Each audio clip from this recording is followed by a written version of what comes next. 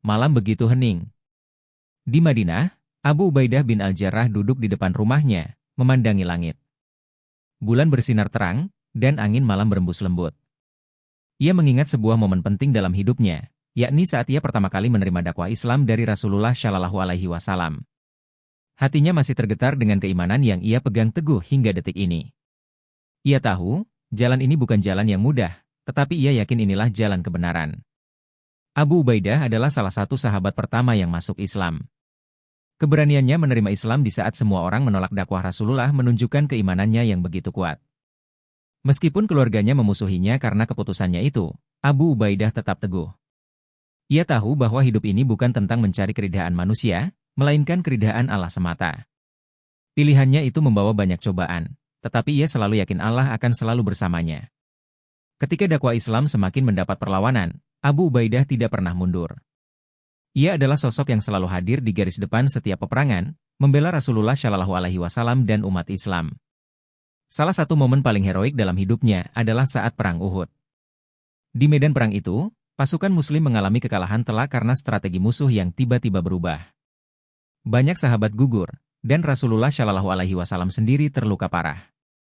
Dalam kekacauan perang itu, dua ujung besi dari helm perang musuh menancap di wajah Rasulullah.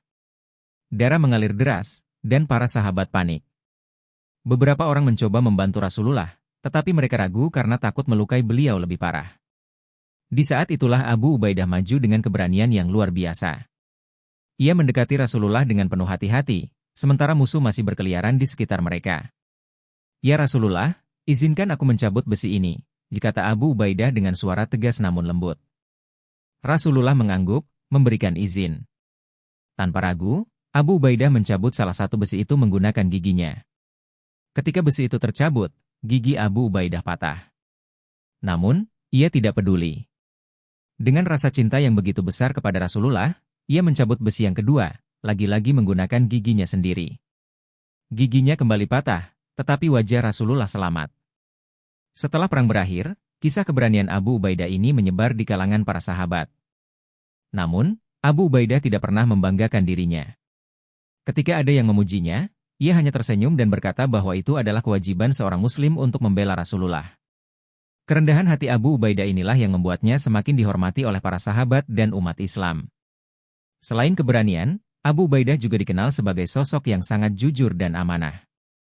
Rasulullah Shallallahu Alaihi Wasallam pernah bersabda, "Di setiap umat memiliki penjaga amanah, dan penjaga amanah umatku adalah Abu Ubaidah."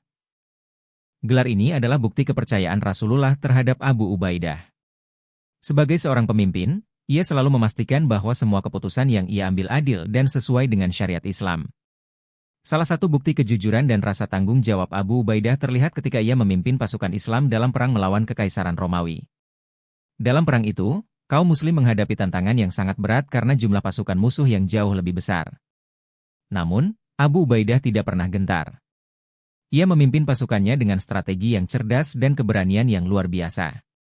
Hasilnya, umat Islam berhasil memenangkan perang itu. Setelah kemenangan itu, Abu Ubaidah menunjukkan sikap rendah hatinya. Ia tidak pernah mengklaim kemenangan itu sebagai hasil usahanya sendiri. Sebaliknya, ia selalu mengatakan bahwa kemenangan itu adalah karunia dari Allah. Sikapnya yang penuh tawadu ini membuat para sahabat semakin mencintainya. Ia adalah pemimpin yang tidak hanya kuat di medan perang, tetapi juga memiliki akhlak mulia. Ketika Rasulullah Shallallahu Alaihi Wasallam wafat, umat Islam menghadapi masa yang penuh ujian.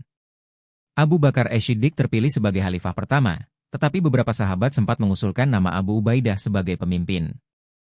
Namun, Abu Ubaidah dengan tegas menolak. Ia berkata, "Ya aku tidak akan mendahului orang yang telah dipilih oleh Rasulullah." Sikapnya ini menunjukkan rasa hormatnya kepada keputusan Rasulullah dan persatuannya dengan kaum Muslim.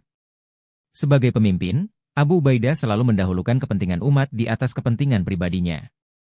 Salah satu momen yang sangat menyentuh adalah ketika Madinah dilanda wabah penyakit. Abu Ubaidah berada di garis depan membantu umat Islam yang terkena dampak wabah itu. Meskipun ia tahu bahwa wabah itu sangat berbahaya, ia tidak pernah mundur. Baginya, melayani umat adalah tugas seorang pemimpin. Sayangnya, dalam tugasnya membantu umat, Abu Ubaidah sendiri akhirnya terkena wabah itu. Ketika tubuhnya mulai melemah, ia tetap berusaha untuk memberikan yang terbaik bagi umat Islam. Para sahabat yang berada di sekitarnya menyaksikan bagaimana Abu Ubaidah mengakhiri hidupnya dengan penuh keimanan dan keteguhan. Ia meninggal dunia sebagai seorang syuhada, meninggalkan teladan yang luar biasa bagi umat Islam. Abu Ubaidah bin Al-Jarrah adalah salah satu sahabat Rasulullah yang memberikan inspirasi luar biasa bagi kita semua. Keberaniannya di medan perang, kejujurannya sebagai pemimpin, dan kerendahan hatinya adalah teladan yang harus kita tiru. Ia adalah contoh nyata bagaimana seorang muslim harus hidup, yakni selalu mengutamakan Allah dan Rasul-Nya di atas segalanya. Kisah ini mengajarkan kita banyak hal. Pertama, bahwa keberanian sejati adalah ketika kita berani membela kebenaran meskipun itu berarti kita harus menghadapi risiko besar. Kedua, bahwa kejujuran dan tanggung jawab adalah kualitas yang sangat penting dalam hidup. Ketiga, bahwa seorang pemimpin sejati adalah seseorang yang selalu mendahulukan kepentingan umat di atas kepentingannya sendiri. Semoga kisah Abu Ubaidah bin Al-Jarrah ini dapat menginspirasi kita untuk menjadi pribadi yang lebih baik. Jangan lupa untuk meneladani sifat-sifat mulia yang dimilikinya, seperti keberanian, kejujuran, dan kerendahan hati. Mari kita jadikan hidup kita sebagai perjalanan menuju keridaan Allah Subhanahu wa Ta'ala. Terima kasih sudah mendengar sampai akhir, sahabat semuanya. Jangan lupa tekan like, subscribe, dan tuliskan syalawat terbaikmu di kolom komentar. Semoga setiap syalawat yang kita kirimkan membawa keberkahan bagi kita di dunia dan akhirat. Amin ya rabbal alamin. Wajah tersenyum dengan mata bahagia kilauan.